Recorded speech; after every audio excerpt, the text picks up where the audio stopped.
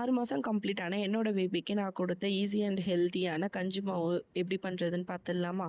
இதுக்கு 1 கப் புழுங்கல் அரிசி எடுத்துக்கலாம். நம்ம டெய்லி சமையலுக்கு யூஸ் பண்ணுற அரிசி தான். இந்த அரிசியை நல்லா ஒரு 20 மினிட்ஸ் தண்ணியில் ஊற வச்சு வாஷ் பண்ணி எடுத்துக்கலாம். இப்போ ட்ரை பண்ணுறதுக்கு ஒரு ஒயிட் கிளாத்தில் வந்து நல்லா இதை வந்து பரப்பி விட்டோம் அப்படின்னா சீக்கிரமாக காஞ்சிடும். வெயிலில் வச்சாலும் சரி, ஃபேன் காற்றுல வச்சாலும் சரி, நல்லா இந்தமாரி ஒன்றோடு ஒன்று ஒட்டாமல் உதிரியாக வரணும்.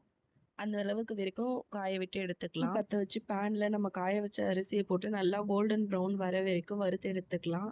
இது வந்து பார்த்திங்கன்னா குழந்தைங்களுக்கு ஈஸியாக டைஜஸ்ட் ஆகிடும். ஆல்சோ வந்து இதில் வந்து எதுவும் சைடு எஃபெக்ட் இல்லைன்றதுனால தாராளமாக இந்த கஞ்சி பவுடரை வந்து நம்ம குழந்தைங்களுக்கு கொடுக்கலாம்.